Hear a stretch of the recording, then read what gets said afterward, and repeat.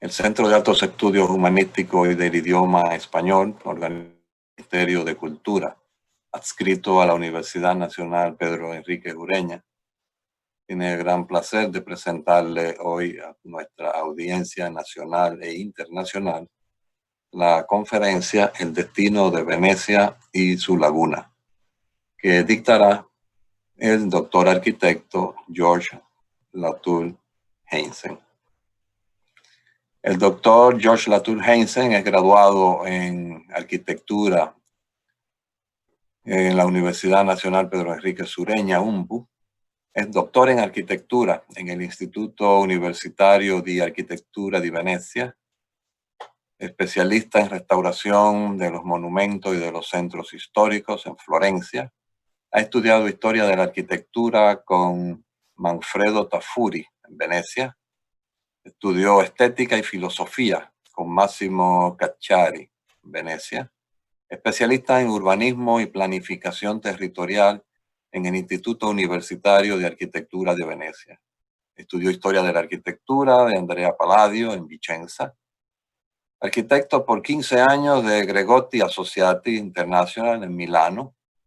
Es profesor a contrato de composición arquitectónica en el Politécnico de Milano. Ha sido profesor invitado en Milano, Florencia, Venecia, Roma, L'Aquila y aquí en Santo Domingo, en la UNPU, en la Pucamaima, UNIBE y en la UCE. Entre sus proyectos venecianos, vamos solamente a destacar sus proyectos realizados ligados a Venecia.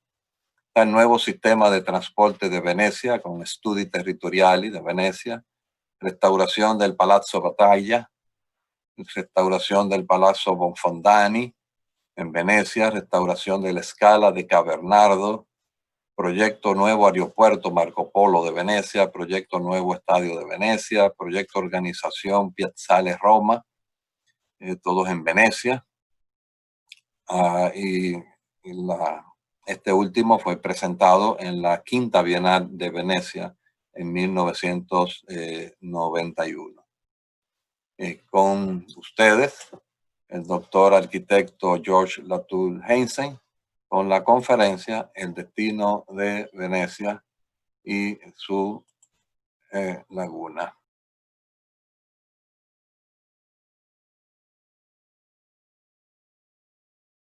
Agradecer al profesor, al arquitecto Esteban Prieto por la organización, por la coordinación de esta presentación.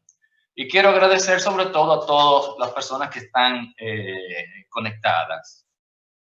Estimados señores, queridos amigos, cualquier cosa que cada uno de ustedes haya oído hablar sobre Venecia, ninguna supera la magnificencia y el esplendor de la realidad. Las más extravagantes visiones de las 1001 noches no son nada delante de Piazza San Marco o de la primera impresión que se tiene del interior de la basílica. Venecia está más arriba, está más allá. Venecia está fuera de la portada de cada imaginación humana. Yo me siento esta tarde sumamente complacido y debo admitir un poco emocionado, porque aquellas personas que me conocen saben perfectamente la admiración, el amor y el respeto que siento por la ciudad.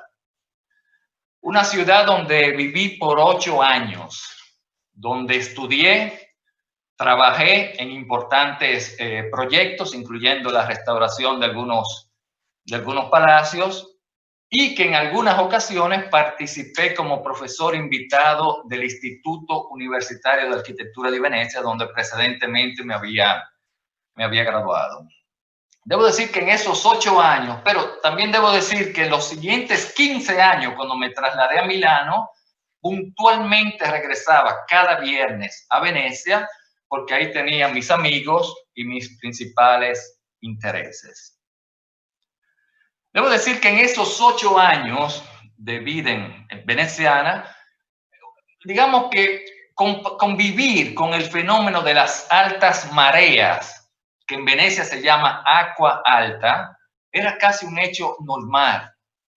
En algunos periodos del año, sobre todo en los meses de otoño, las mareas, las altas mareas, inundaban las partes más bajas de la ciudad. Esas partes bajas son el área de Piazza San Marco y los alrededores y el interior de la basílica. Digamos que convivir con ese fenómeno era casi una normalidad y claramente las autoridades municipales organizaban para lograr, digamos, la funcionabilidad de la ciudad, colocaban un sistema de pasarelas, como vemos en esta imagen, y garantizaba claramente la circulación en esas áreas temporariamente inundadas, tanto para turistas como para residentes. Convivir con el agua alta prácticamente era un fenómeno normal y a veces hasta bastante poético, digamos así. Sin embargo, debo decir que esas imágenes que pude apreciar del pasado 15 de noviembre del 2019, o sea, hace unos meses, realmente me impresionaron. Me impresionó ver la entrada, el ingreso del Instituto Universitario de Arquitectura, donde está la sede central, donde están las oficinas, está la aula magna, está la biblioteca, en estas condiciones. Unos 20, 30 centímetros, uniforme totalmente, inundados uniformes. En otras veces habíamos visto unos pequeños charcos, unas pequeñas partes, digamos, donde el agua un poco subía, pero nunca en 8 años vi una situación y pienso que en los últimos 30 o 40 años no se ha visto una situación de esa uniformidad de inundación. Aquí en esta sede, donde están las oficinas centrales, donde está el aula magna, donde está la biblioteca y las aulas universitarias del Departamento claramente de Arquitectura, corresponde un viejo claustro a la derecha, la iglesia dei Tolentini. Digamos que esas oficinas están organizadas en los espacios de ese claustro antiguo, histórico. Debo decir que, bueno, para decir algo más, esa entrada fue diseñada por el famosísimo arquitecto veneciano Carlos Scarpa, que fue luego realizada, luego su muerte, por el amigo, el profesor Sergio Los. Debo decir también que ver la sede de urbanismo, donde pasaba gran parte del día en estas condiciones, esta es la entrada lateral de los estudiantes al bellísimo Palacio Catron, que da hacia el Canal Grande en su fachada principal, realmente me impresionaron, realmente me impactaron y seguramente provocaron la presentación de esta tarde. Para muchos especialistas, científicos, expertos en climatología, en geología y en cuestiones de arqueología ambiental y climáticas, claramente, Venecia no debería existir.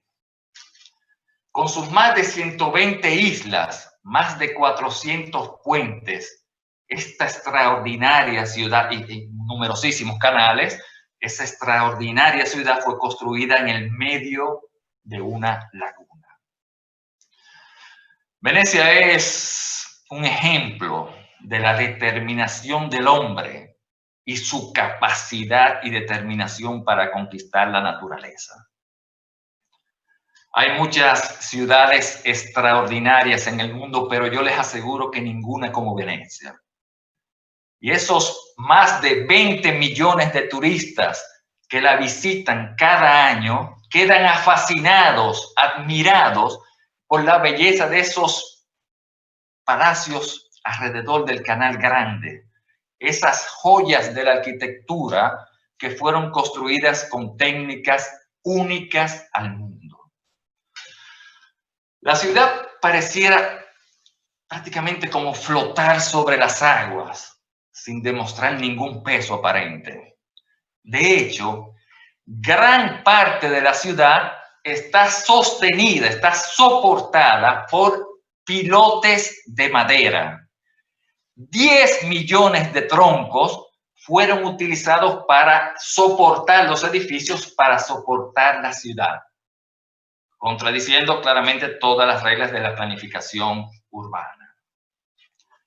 Los constructores de Venecia lograron dominar, conquistar la naturaleza con capacidad y construyeron sobre la superficie del agua una entera ciudad. Sin embargo, es el agua su principal amenaza. La historia de Venecia empieza hace más de 1500 años. En esa gran masa de agua en el mar Adriático italiano, al norte del Mediterráneo, esa gigantesca laguna que mide unos 50 kilómetros de largo por 10 kilómetros de ancho y que antes estaba formada por agua salobre, arena y barro. Era un lugar totalmente inhóspito que no interesaba a nadie. A partir del siglo V, los residentes costeros que vivían de frente a la laguna descubrieron la laguna como un lugar de refugio.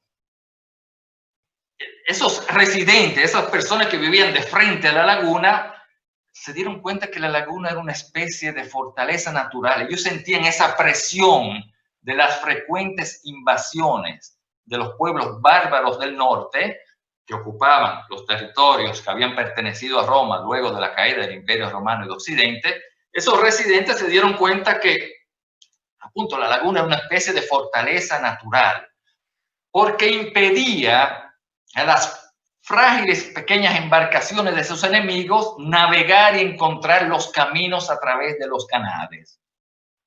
Solo los residentes, los lugareños, conocían perfectamente los canales y eso fue una gran ventaja, porque no tuvieron que construir murallas de protección. El núcleo de Rialto constituye uno de los primeros asentamientos de la laguna. Como vemos en la imagen, se construyeron una especie de estructuras, unas cabañas de madera con techos de paja. Claramente se buscaban en la laguna esos lugares más altos, más firmes, más estables. Por ejemplo, el mismo nombre Rialto significa río alto y indica claramente la parte alta del río. Hay otras zonas de Venecia. Venecia está dividida en 6 zonas, sestiere. Y, por ejemplo, el nombre del sestiere de dorso duro indica claramente algo de consistente, algo de duro, algo de estable. Los primeros pobladores de la laguna se establecieron en pequeñas islas, o sea, de esos bancos de arena que estaban en el medio de la laguna. En esas pequeñas islas, claramente separadas de canales, de cursos de agua, construyeron unos pequeños pueblos. Esos pequeños pueblos se caracterizaban porque había un espacio central abierto, la piazza abierta, y alrededor de esta construían las casas, y en el medio una iglesia. En cierta manera, esto explica por qué en Venecia hay tantas iglesias y tantas pequeñas plazas en Venecia. En los siglos sucesivos, estas islas que estaban separadas una de otras, ¿no? Esos bancos de arena que estaban en el medio de la laguna, comenzaron a conectarse a través de puentes. De entre los pequeños pueblos que iban construyendo independientemente, se fueron conectando a través de puentes. Y, por ejemplo, es muy frecuente ver puentes oblicuos al canal, al curso de agua, porque ya las islas estaban construidas y necesitaban conectarlo en los espacios que era posible conectar un puente. A partir del siglo VII, el espacio físico empezó a escasear.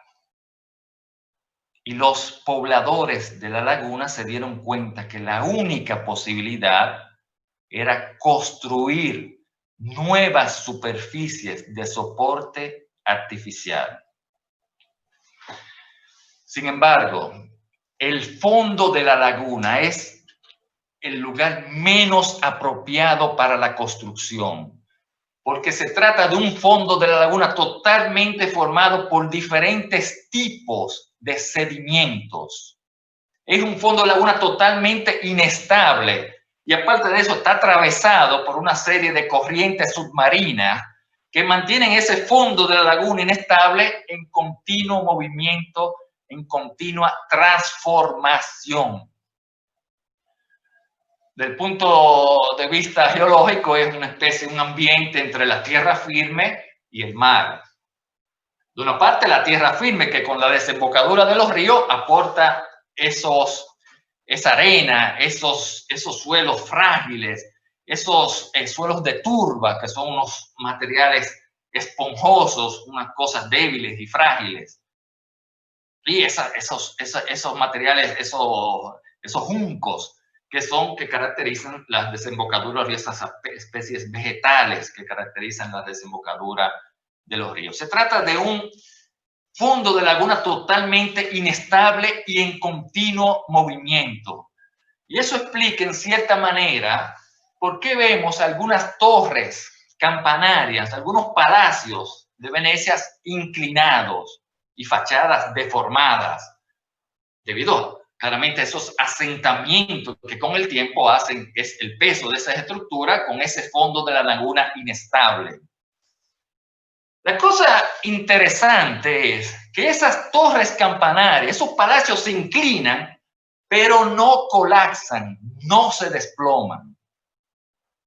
Entonces, ¿cuál es el secreto para que esas torres, hay algunas torres, como dije, inclinadas 1,60 m con respecto al eje vertical? ¿Cuál es el secreto para que esas torres campanarias se inclinen pero no colapsen? El secreto son los pilotes de madera. Cientos y cientos de miles de pilotes de madera fueron clavados en el barro para construir la ciudad. Cientos y cientos de miles de troncos, sobre todo de roble, fueron clavados en el barro para construir los edificios, los palacios y toda una entera ciudad. Los constructores venecianos se dieron cuenta que al clavar esos postes en el barro, lograban estabilizar el terreno, lograban crear una superficie estable, firme. Ellos descubrieron que debajo del barro había un estrato de arcilla llamada caranto, y al clavar esos postes totalmente embebidos en el barro, lograban llegar a esa superficie arcillosa, caranto, a una profundidad, como dije, entre 3 y 8 metros, y lograban crear esa nueva superficie de soporte artificial. En otras palabras, prácticamente los constructores, para simplificar, ellos delimitaban un área específica en la laguna, clavaban estos postes, totalmente clavaban estos postes en el barro, totalmente embebidos en el barro, luego dejaban entrar el agua al entrar en contacto con ese barro que estaba entre los postes, se comprimía y empezaba a endurecerse. Claramente los postes mantenían todo unido y evitaban que ese barro se desgarrara. Los constructores descubrieron que al estar embebidos en el barro, esos postes totalmente sumergidos en el barro, esos troncos no se deterioraban, no se destruían, no se destruían. El motivo era que se creaba una especie de ambiente sin oxígeno que impedía a esos microorganismos que dañan, que destruyen la madera, que pudieran penetrar y dañar, destruir, deteriorar la madera. Y es impresionante ver cómo esos postes se encuentran totalmente intactos luego de siglos y siglos. Cientos y cientos de miles de troncos fueron utilizados para construir gran parte de la ciudad. Hay documentos que indican que, por ejemplo, debajo de la Basílica de San Marco, de la extraordinaria Basílica de San Marco, hay documentos que indican que fueron clavados más de 100.000 troncos. debajo de los cimientos del puente de Rialto, hay documentos de nuevo que indican que hay unos 12.000 troncos. Y debajo de la extraordinaria, la bellísima Basílica de Santa María de la Salute, realizada en el 600, como agradecimiento por el final de la peste, que disminuyó de 1/3 la población europea, el Consejo de Venecia decidió dedicar esa Basílica de la Salute para agradecer a la Virgen la terminación de esta terrible peste que destruyó gran parte de la población europea. Es un proyecto de Baldassare Longhena, que fue iniciado a construir en el 1631 y se terminó en el 1687. Es totalmente de mármol y hay documentos que indican que fueron clavados para sostener la basílica más pesada, más de 1.100.000 troncos. Cientos y cientos de miles de troncos sostienen la ciudad de Venecia. Es una especie de bosque al revés, donde los troncos, repito, sobre todo de roble, sostienen los edificios, los palacios, sostienen la entera ciudad. Una especie de raíces que sostienen la ciudad.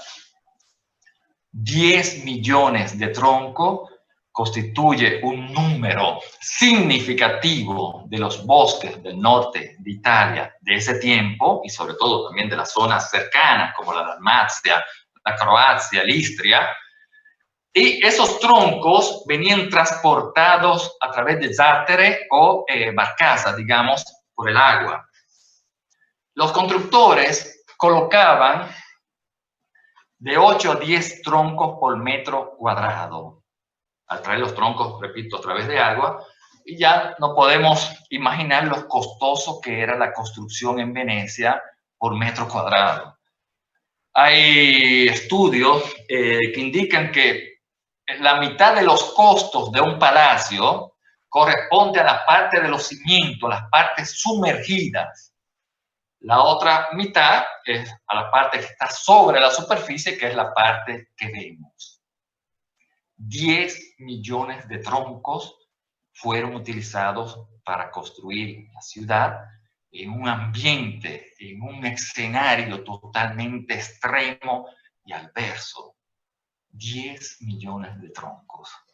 Esos 400 palacios que fueron construidos en Venecia a partir del siglo XI están sostenidos sobre pilotes de madera. Repito, con técnicas únicas al mundo. Pero los constructores venecianos tuvieron también que resolver otros retos, como por ejemplo defender los edificios del agua salada o de los niveles de la marea, ese subir y bajar del nivel de la superficie del agua, del nivel del agua, que en Venecia sucede 2 veces al día. También los constructores tenían que construir edificios livianos, poco pesados, para lograr, digamos, equilibrar ese sistema de soporte con respecto al peso que se lograba, que se aplicaba sobre la superficie. Y además de eso, tenían que construir edificios flexibles, edificios elásticos. Para resolver el problema de la protección de los edificios del agua salada y sobre todo del subir y bajar de las mareas, de los niveles del mar, los constructores emplearon una técnica realmente ingeniosa y creativa. En este esquema que preparamos para esta ocasión, tratamos de simplificar. Vemos los pilotes de madera que están clavados en el barro, en la parte inferior.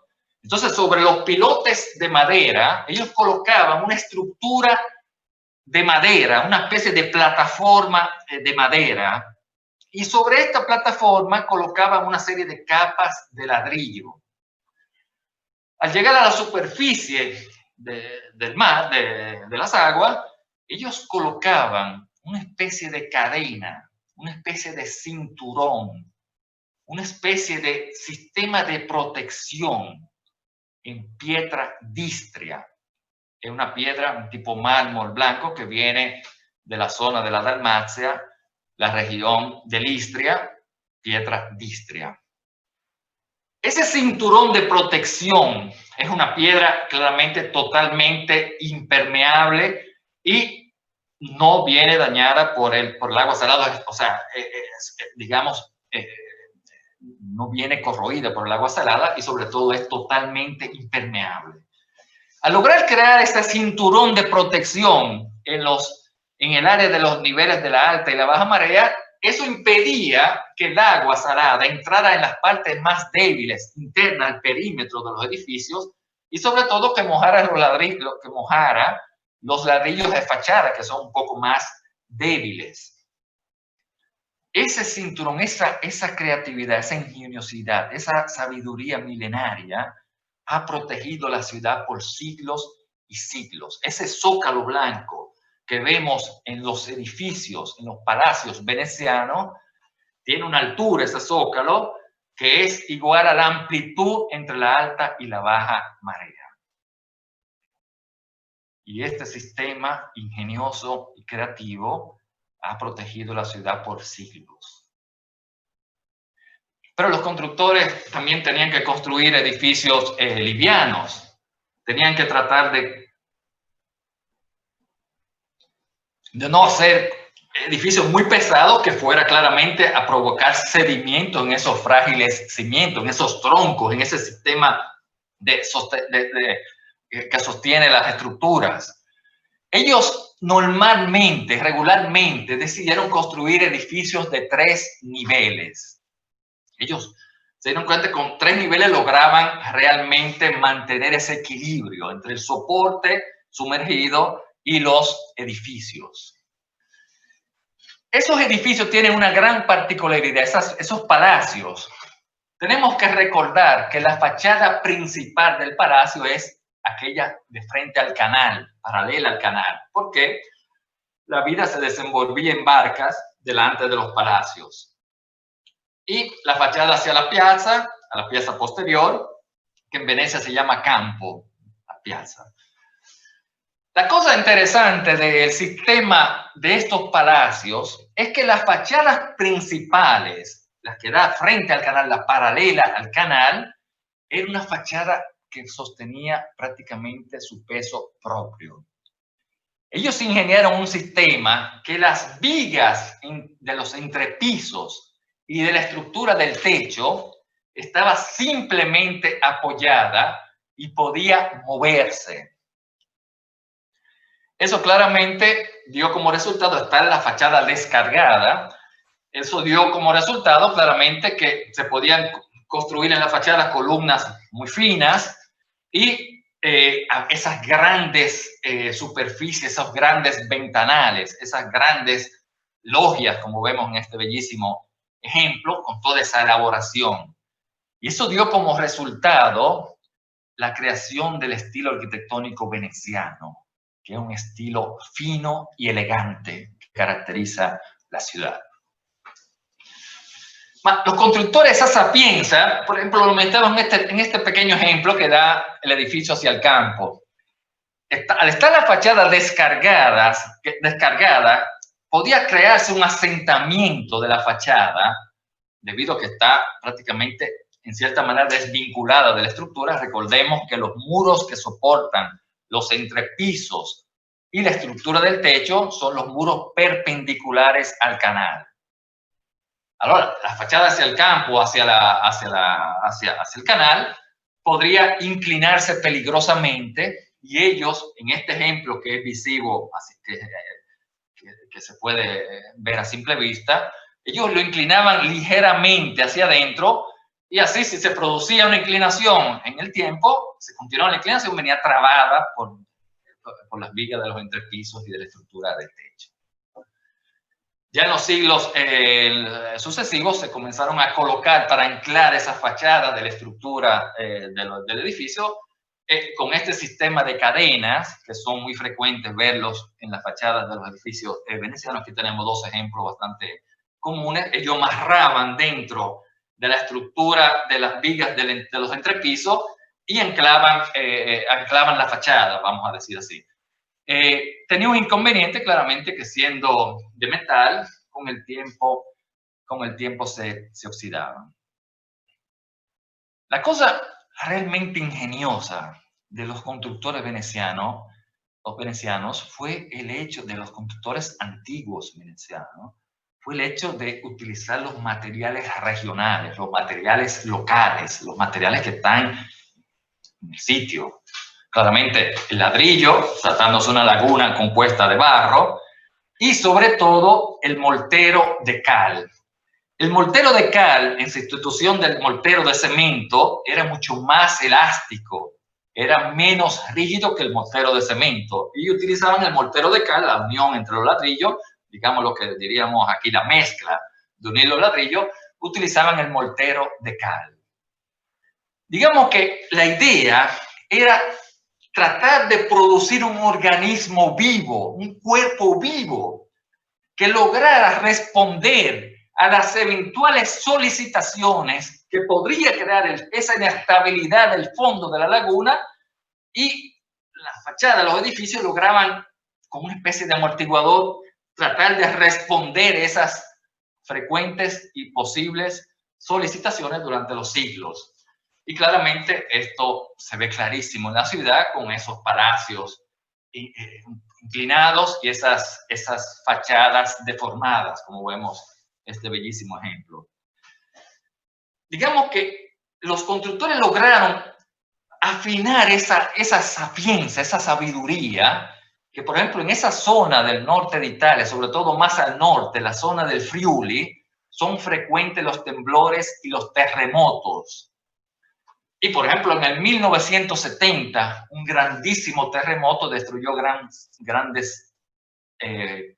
algunos pueblos del Friuli, algunas ciudades del Friuli. Y ese terremoto en Venecia se sintió fuertísimo en el 1970. Y los testigos, hay testigos que cuentan que durante el temblor, durante el terremoto, esas grandes ventanales se movían como si fueran las velas de las embarcaciones, se desplazaban de una parte pero volvían a su lugar.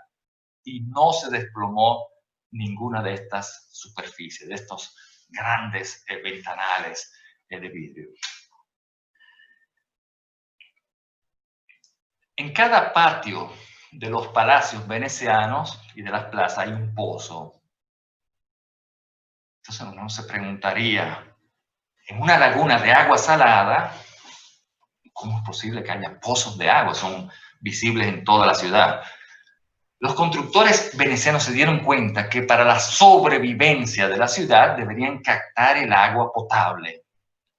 Ellos ingeniaron un método que vemos bastante claramente en esa sección, que dirigían las canaletas de los techos, los pluviales de los techos, a unos orificios que se ven alrededor del pozo. El pozo está formado claramente por el centro, por el pozo propiamente dicho, y alrededor esos orificios. Y claramente es una especie de gran recipiente, de gran contenedor que está lleno de arena finísima. Entonces, al canalizar esas aguas a través de esos pequeños orificios que están todo el perímetro del pozo, el agua entraba lentamente por esos edificios, descendía lentamente por esos edificios a través de la arena finísima y luego emergía en el centro como agua potable y pulida. Aquí vemos un ejemplo durante la restauración de uno de esos pozos donde se ve clarísimo la parte del contenedor totalmente lleno de agua, de arena finísima. La cosa impresionante de estos pozos es que estuvieron funcionando hasta el inicio del siglo XX.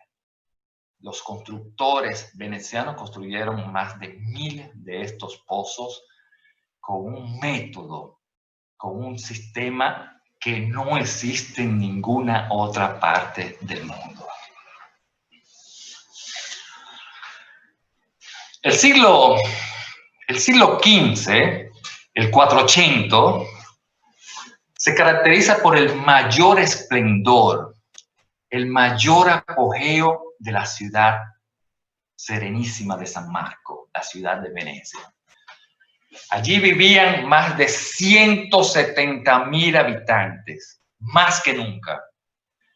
Y ese esplendor, ese apogeo, era gracias a esa imponente, a esa importante flota naval. Esas bellísimas, gigantescas naves que venían construidas en los astilleros de la ciudad, el conocido por todos y famoso Arsenal de Venecia, donde hoy se realiza gran parte de los pabellones de la Bienal.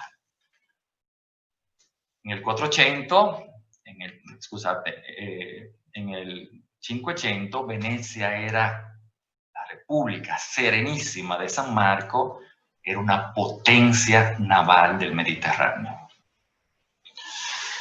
Andando adelante en los siglos, acercándonos ya al siglo XX, digamos que el agua que le dio esa particularidad, esa singularidad y esa riqueza a la ciudad, empezó en cierta manera la naturaleza a tratar de recuperar esas áreas, esos territorios que le fueron expropiados, y se volverá en contra de la ciudad de manera dramática.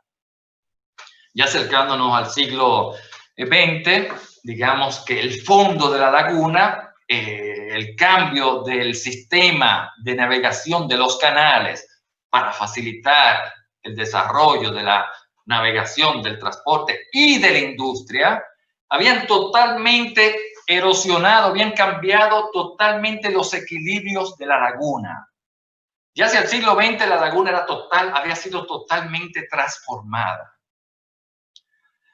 Para la industria fueron excavados 8.000 pozos para extraer debajo del fondo de la laguna agua para la zona industrial. Esas excavaciones, esos 8.000 pozos, extraían agua a través de bombas. Y en la década del 50, del 1950, se extraían diariamente 40.000 metros cúbicos de agua. Debido a la extracción de agua a través de bombas, esas capas que están debajo del fondo de la laguna, esas capas de agua empezaron a perder presión. Y esos cimientos, esa gran variedad de cimientos comenzaron a compactarse y a ceder. En un fondo de la laguna tan frágil y débil, se perdió la presión, se compactaron y empezaron a ceder. Eso en geología se llama hundimiento del terreno. Por esta razón, Venecia perdió 14 centímetros en 30 años. 14 centímetros en 30 años. Cuando se produjo la gran inundación del 4 de noviembre del 1966, que los niveles del agua llegaron a 1,94 m, la más alta de toda la historia, se detuvo inmediatamente la extracción de agua a través de bombas. Sin embargo, el daño es irreversible. Esos 14 centímetros no son recuperables. Debido al calentamiento, al deshielo de los glaciares, eso es un fenómeno planetario, los niveles del mar han crecido unos 10 centímetros. A la altura del mar ahora está a 10 centímetros más.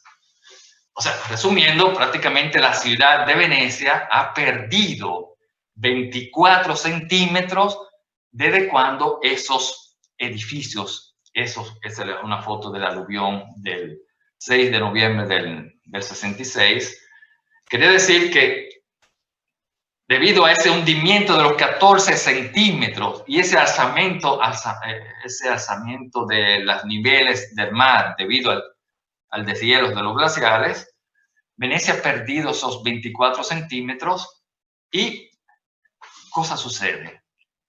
Esa protección, esa sabiduría, esa correa, ese anillo de protección en Pietra de Istria no es más eficiente, debido a que la ciudad se encuentra en una cuota menos 24. En otras palabras, no son las grandes inundaciones que provocan más daño, son el ahora continuo y bajar de las mareas, que hacen que ese cordón de protección, ahí lo vemos, esa parte en verde, como pasa sobre la protección en Pietra de Istria. O sea, esa protección que había conservado, que había protegido, excusate la repetición de la palabra, por siglos y siglos, ahora no es más eficiente. El agua salada moja los ladrillos más débiles. Esos ladrillos son sumamente permeables, es una especie de esponja. El agua salada entra dentro de los ladrillos, el agua se evapora y esas sales que quedan en el interior del ladrillo, se produce un proceso de cristalización que aumenta 12 veces su volumen y podemos imaginarnos lo destructivo y catastrófico que es para la ciudad. El agua de sal también, daña el mortero de cal y hace que esos ladrillos se flojen y se desprendan. Por eso es que cada vez más se están tratando de utilizar barreras metálicas de protección para tratar de, equilibrar y proteger los palacios. Un tercio de los palacios venecianos, por este motivo, necesita ser restaurado. Pero eso es solo uno de los problemas de la destrucción de la ciudad actual, bueno, de los últimos 50 años. El problema más dramático es ese desarrollo, ese aumento exponencial, esa frecuencia de las embarcaciones y de las lanchas a motor. Porque estas mueven el agua tanto por encima de la superficie como por debajo. Las hélices de estas embarcaciones crean unas ondas sumamente dañinas para esos cimientos, para esos cimientos de los edificios que ya se encuentran desprotegidos debido a al nuevo nivel de la ciudad, esos menos 24 centímetros, y esas hélices empujan, agitan el agua que va contra los cimientos ya endebolidos, ya débiles, y hacen que los ladrillos se desprendan. El agua agitada claramente empuja esas ondas, esa agitación del agua empuja el agua a través de las fisuras y de las grietas de los ladrillos, mojando realmente las partes más frágiles de la edificación. Ese perímetro protegido interno a los palacios, esos cimientos que se endurecieron por miles y miles de años. Repito, un tercio de los palacios venecianos necesitan trabajos de restauración. Esto es un motivo que debilita peligrosamente la estabilidad de la estructura de los palacios, de la estructura de los edificios. Se han tratado de dar algunas respuestas, de algunas soluciones, como por ejemplo limitar la velocidad de las lanchas, sobre todo de los taxis acuáticos que navegan en los canales, y debo decir con no un gran resultado. Uno de los problemas de gran escala podemos imaginarnos que es la navegación de estas gigantescas naves, estos gigantescos cruceros turísticos dentro de la laguna a través de los canales históricos. Esas grandes naves que mueven a su paso una gran cantidad de agua, que desplazan una gran cantidad de agua, que es igual, según el principio de Arquímedes, igual al volumen que ocupan debajo de la superficie, y esto hace que a su paso el agua en los canales laterales suba rápidamente y luego baja, claramente mojando las partes más débiles. Debemos siempre recordar que la ciudad se encuentra, digamos, desprotegida debido a ese hundimiento y a ese crecimiento de los niveles del mar. A su paso, hace que el agua suba en esos canales laterales y luego baja. Y al ser tan gigantescas, esas naves pasan muy cerca del fondo de la laguna, tocan el fondo de la laguna, ensucian el agua se vuelve negra, y luego, porque remueven todos esos sedimentos, y luego bajan. Podemos ver la diferencia con estos acontecimientos que han sucedido en estos últimos meses, debido al bloqueo total de la navegación, de esa actividad.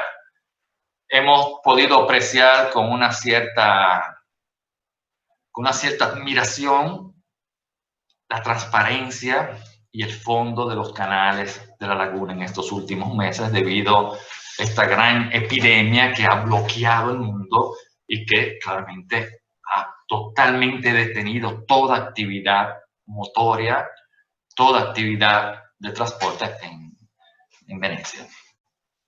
Eso es impresionante, ver esos canales transparentes. Vemos una foto aérea como se ve toda esa transparencia del fondo de la laguna, que realmente es impresionante.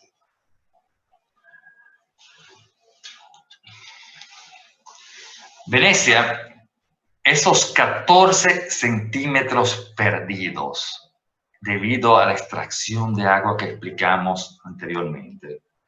Esos 10 centímetros que se han crecido los niveles del mar a nivel planetario, debido al deshielo y al calentamiento de los glaciares.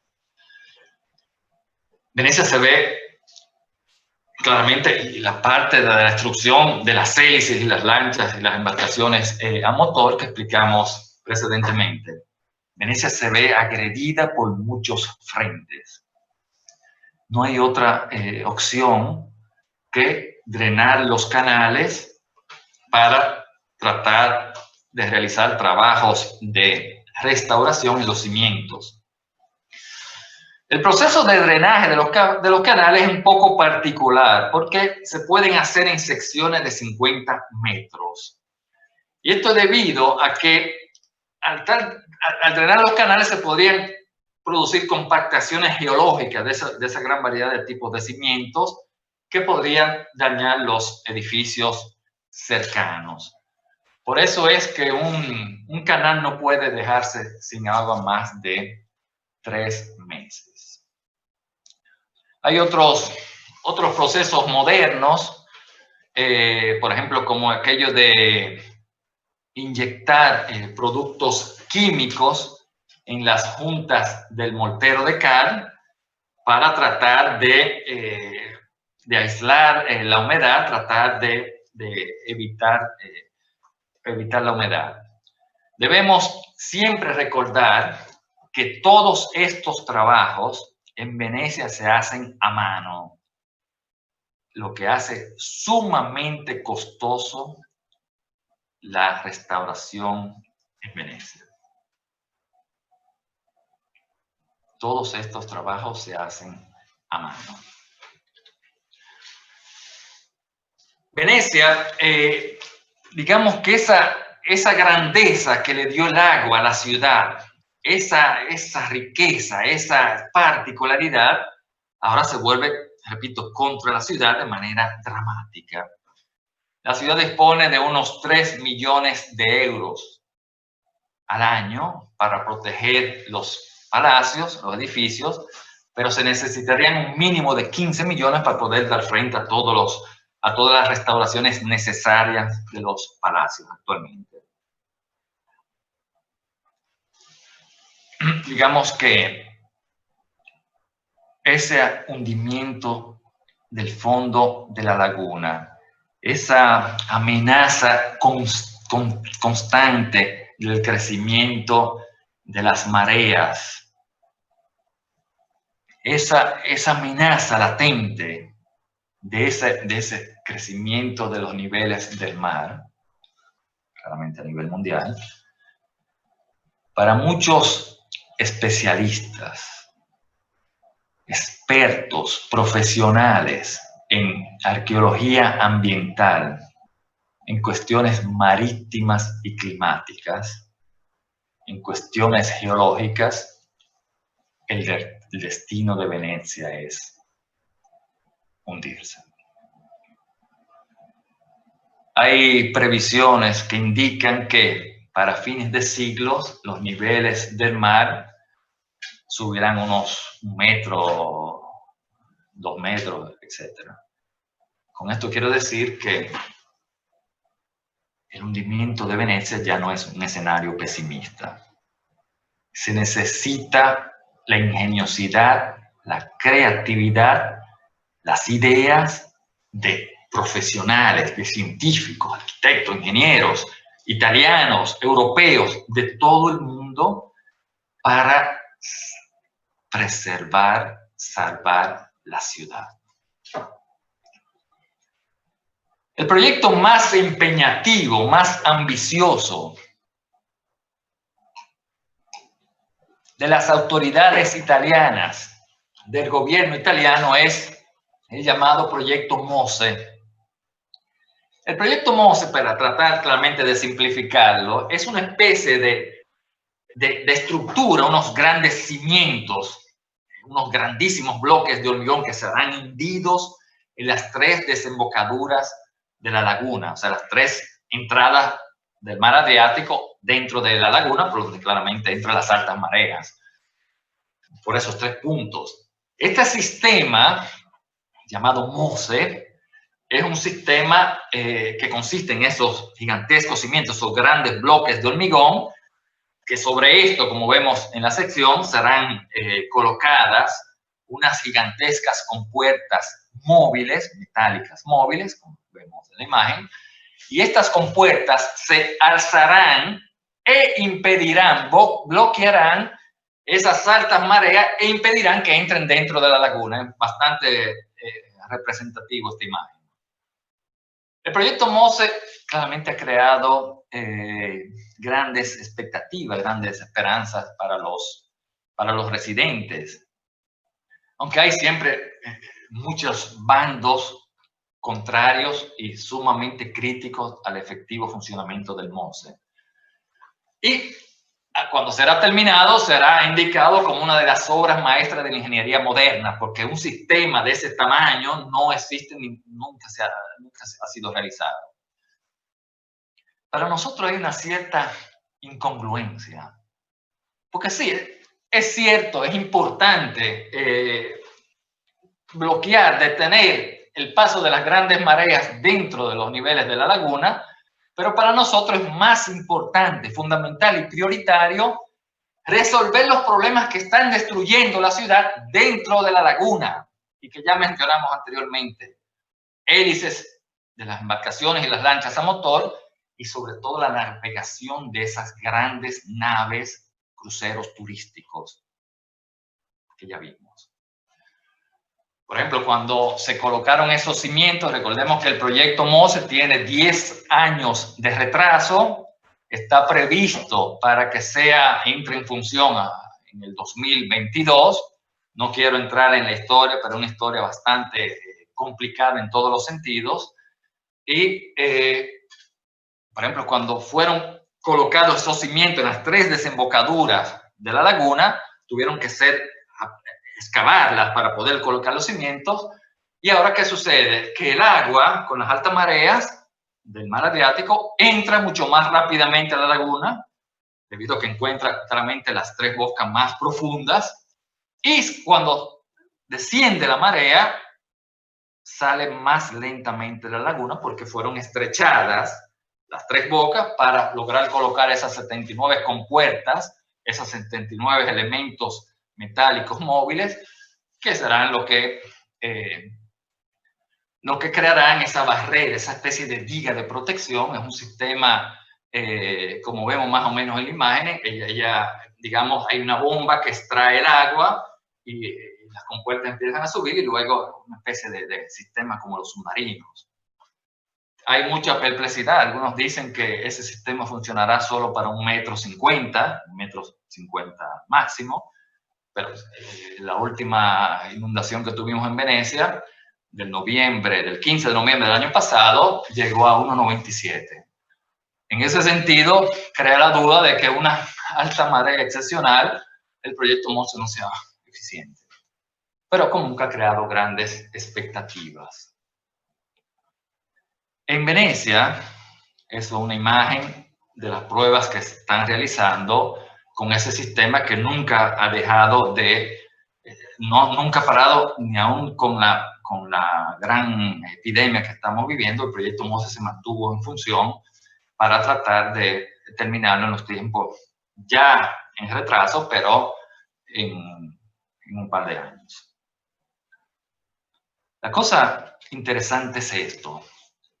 En 1200 años se han producido en Venecia 7 grandes inundaciones. En 1200 años. La cosa dramática y alarmante es que 4 de esas 7 se han producido en los últimos 30 años.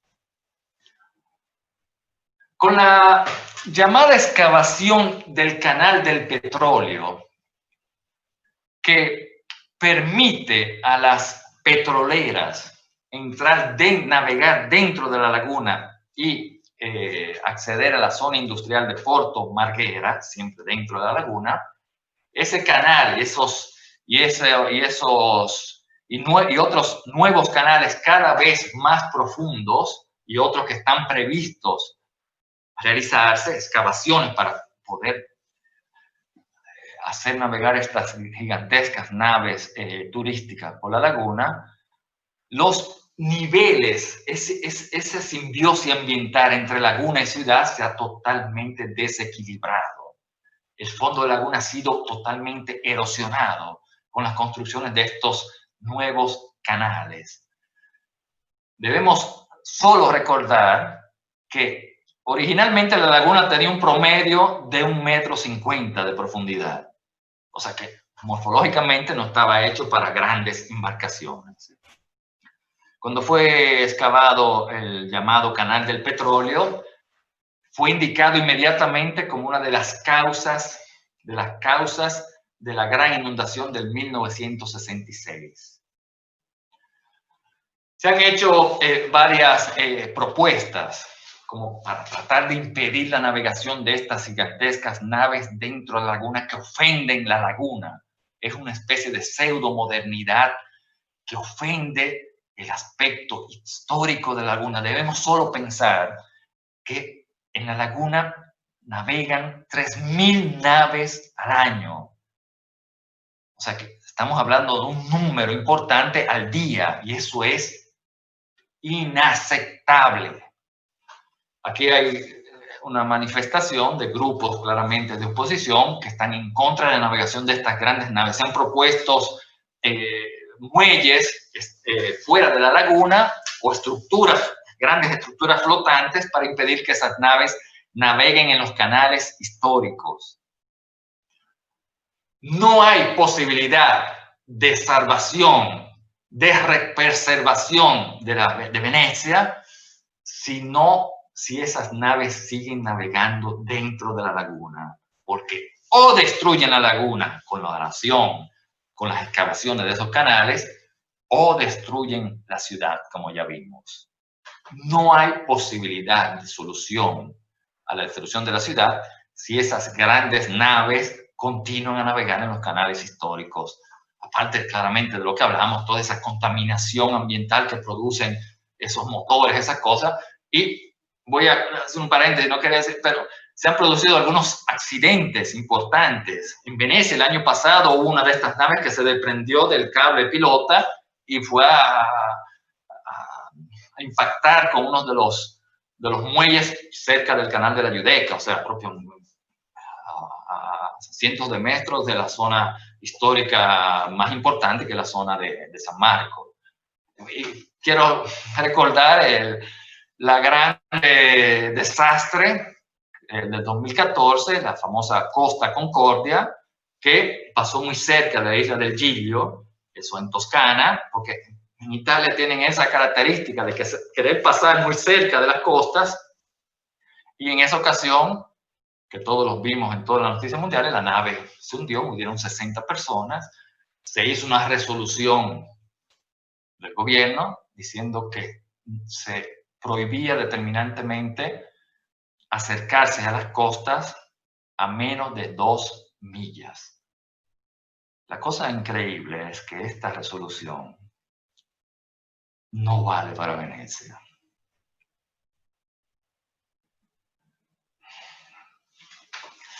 Otro de los problemas que están realmente cambiando los sistemas, los equilibrios de la ciudad, es el incremento del turismo. Esos antiguos palacios han creado todo un movimiento de la construcción. Esos antiguos palacios ahora son transformados en apartamentos y en hoteles, y debemos recordar que debido a esa gran actividad no siempre se logra controlar los trabajos que se están realizando, y muchas veces no se utilizan los materiales idóneos, y eso ha aumentado el peso de la ciudad, y eso se siente en los cimientos. Venecia siempre ha sido un escenario de ideas, de proyectos, de indicaciones y sobre todo de provocaciones. Debemos recordar en la historia, por ejemplo, Albise Cornaro a mitad del Cinquecento había propuesto una idea para Venecia, para proteger Venecia, de crear una especie de laguna artificial totalmente protegida por murallas de protección para salvar la ciudad, para mantener los equilibrios de la laguna. Estoy hablando de mitad del Cinquecento. Esa idea de Albise Cornaro fue tomada en los últimos años por un profesional, un arqueólogo ambiental muy conocido de origen austríaca, donde él parte de la premisa y diciendo que llegará un momento que el proyecto MOSE deberá ser operado 2 veces al día si continúan a subir los niveles del mar y con ello los niveles de la marea cada vez más frecuentes. El proyecto MOSE se deberá activar 2 veces al día. A este punto, él dice, ¿y por qué no cerramos definitivamente la laguna? Un poco respondiendo a la idea de Cornaro, y construimos una gran laguna de agua dulce. Me imagino agua dulce para evitar la erosión del agua salada. Claramente indicando que un sistema de este tipo necesitaría unos 50 años para lograr crear esa transformación ambiental, para lograr cambiar ese sistema, esa simbiosis ambiental, o sea, totalmente desvincular la laguna del mar Adriático. Como dije anteriormente, Venecia siempre ha sido un motivo de grandes ideas. Recordemos los proyectos, el mismo Napoleón había propuesto unir Venecia con tierra firme, digamos, enterrando gran parte y producir una especie de conexión. Y no quiero mencionar todos los proyectos que se han sucedido. Quiero solo, esta imagen la preparamos nosotros un poco como provocación. El grupo futurismo del inicio del Novecento, el grupo futurista con Marinetti, eso es parte de la historia de las artes, etc. Marinetti proponía asfaltar totalmente el Canal Grande y construir una especie de grande autopista vehicular en medio de la laguna, con la pseudo-modernación de la laguna, dar una nueva modernidad. Esos proyectos se han sucedido, hay otros que se propuso una línea, un metro, una línea metropolitana submarina, claramente con las paradas en los lugares turísticos, en los lugares importantes de la ciudad, todo un sistema de línea metropolitana submarina que claramente iba luego conectada a la tierra firme y a todo un sistema de conexión mucho más general, así como autopistas, sistemas de parqueos debajo de Plaza San Marco, de salida en ascensor, etcétera, etcétera. Venecia siempre ha sido un escenario de provocaciones. Recordemos en los años 90, la propuesta es otra de las ideas de construir todo un sistema, una infraestructura que diera ciertas características de movilidad, autopistas, el sistema ferroviario, etcétera, etcétera. Siempre ha sido ese escenario de esas grandes provocaciones. Quería recordar que Venecia siempre ha mantenido esa resistencia a las novedades. Tenemos esa gran... O sea, Venecia siempre ha sido muy cautelosa y ha hecho resistencias a esa introducción de esas grandes novedades. En este caso, quiero mostrar rápidamente 3 proyectos de grandes maestros de la arquitectura del movimiento moderno. El proyecto para la Fundación Massieri de Frank Lloyd Wright sobre el Canal Grande, que fue rechazado por las autoridades venecianas. Debo decir que la arquitectura de esos grandes maestros, de esa capacidad de interpretar el texto, el tejido de un ambiente tan extremo como Venecia, podría haber enriquecido ya esa riqueza urbanística de la ciudad. Sin embargo, estos proyectos con una visión, imaginémonos, el proyecto comprendía un ascensor totalmente en vidrio lateral que se ve en cierta manera a la derecha.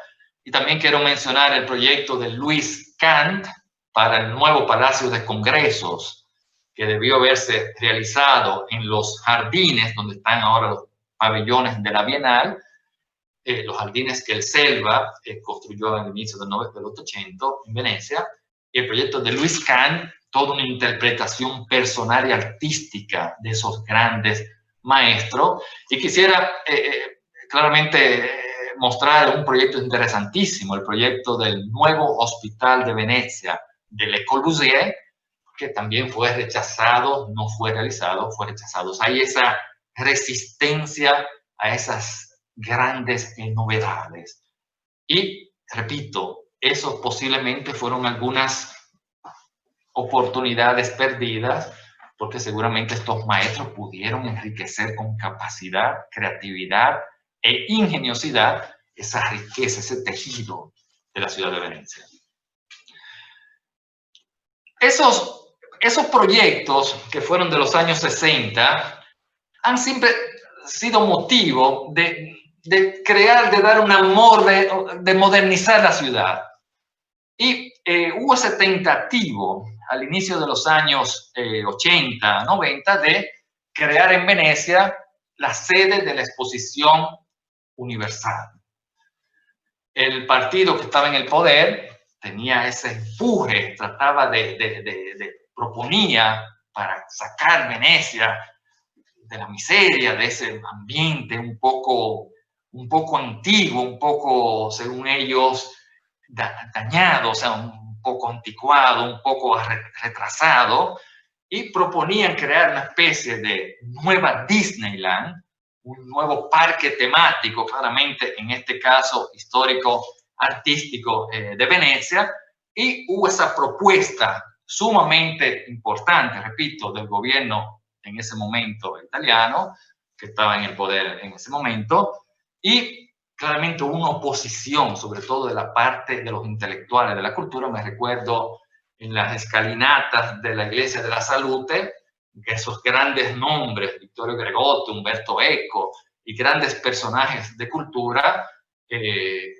digamos, protestando de una manera civil, de una manera silenciosa, con unas velas en las noches, sin ninguna expresión, sin ninguna, simplemente una posición firme para evitar esa propuesta de crear la Exposición Internacional Universal del 2000, Venecia como sede. Podría decir que hubo una pequeña prueba en el 1989, cuando se realizó en Venecia, delante de la Piazza San Marco, el famoso concierto de Pink Floyd. En Venecia se agruparon unos 250.000 personas esa noche para el concierto. Eso fue un desastre, una vergüenza nacional. O sea, no hay explicación. El Expo preveía más o menos 1 millón de personas al día para la exposición universal. Podemos imaginarnos la envergadura y la destrucción que esto habría sido. Venecia siempre ha sido ese motivo de crear una especie de parque temático, la Venice Land, la Benetton City, toda una serie de propuestas que se han mantenido en cierta manera, digamos, navegando en el ambiente, pero luego hay un momento, digamos, donde hay una oposición final y la ciudad se ha mantenido en cierta manera intacta en ese sabor, en ese contexto de la ciudad histórica por excelencia. Quiero mostrar un proyecto que fue presentado en la Bienal de Venecia del 2010, que tuvimos ocasión de visitar. El proyecto es una provocación, claramente, pero hay un sabor detrás que es preocupante. Ese proyecto fue presentado en el pabellón belga del grupo de arquitectura de Julien Dumerc, donde ellos, digamos, partían de la premisa que decían, bueno, Venecia debe ser protegida de las mareas, debe ser protegida del agua salada, debe ser repoblada. Entonces, ¿por qué no crear una especie de marco nuevo, un sistema de islas artificiales, un sistema de ciudad lineal, construida con decenas y decenas y decenas de rascacielos? Repito, es una provocación, pero hay algo que podría realmente dejar un sabor un poco preocupante, y lo diré al final porque ellos parten de la premisa que necesitamos repoblar la ciudad, que necesitamos modernizar la ciudad y que necesitamos proteger la ciudad de las mareas y del agua. Y podemos crear ese arco, ese marco, digamos, de protección, como vemos en esta imagen del grupo de Julien Dumerc. No, ellos iban más allá, no querían ni siquiera decirlo. Ellos decían que, bueno, si como se está produciendo ese calentamiento global, Venecia podría cambiar su destinación y convertirse en una especie de destino balneare, de playas, debido a que el clima se calentará y Venecia podría convertirse, según las palabras del proyecto, el proyecto se llama Acqua Alta 2060. Decían que Venecia podría transformarse en la nueva Copacabana italiana. Claro que se trata de una provocación, se trata de un poco de un juego, ¿no? Pero yo quería mostrar un proyecto reciente del empresario de la moda Pierre Cardin, que en realidad es italiano, es de la zona de Treviso, muy cerca de Venecia, se llama Piero Cardin, todos conocemos el estilista famoso de moda, Pierre Cardin. Pierre Cardin adquirió una propiedad de frente a Venecia, propio de frente a la laguna, de unos 250.000 metros cuadrados. Estoy hablando de los años 2012, 2014, etc. Y en ese terreno, Cardin propone el rascacielos llamado Palais Lumière. El Palais Lumière es un rascacielos de 60 niveles. Y, como vemos en la imagen, es una plástica sumamente expresiva. Y con ese nombre podríamos imaginarnos que en la noche será un gran faro de luces, etcétera, el Palais Lumière. La cosa preocupante, y quería por eso mencionarlo, es que ese proyecto en cierta manera fue aprobado por las autoridades venecianas. Un proyecto de ese tipo cambiaría totalmente las perspectivas de la ciudad, la escala horizontal de esa simbiosis laguna-ciudad. Ese edificio es 144 metros más alto del campanile de San Marco, o sea, sería visible en muchas partes de la ciudad y cambiaría seguramente ese contexto, esa horizontalidad, ese sistema de escalas horizontales que ha caracterizado ese ambiente natural de la laguna. El proyecto, repito, fue aprobado, un proyecto mucho más complejo. Hay universidades de arte, hay zonas comerciales, etcétera, pero hay un rascacielos. No 10 edificios más bajos para desarrollar esa área, no. Un gigantesco rascacielos. Me recuerdo una visita a París, en los afiches de las tiendas del centro venía promocionado el Palais Lumière, claramente especificando en grande con vista a Venecia. Ese proyecto fue, repito, en cierta manera aprobado, tanto así que se necesitaba cambiar el reglamento de las rutas de los aviones del cercano aeropuerto Marco Polo de Venecia, que se encuentra en las cercanías.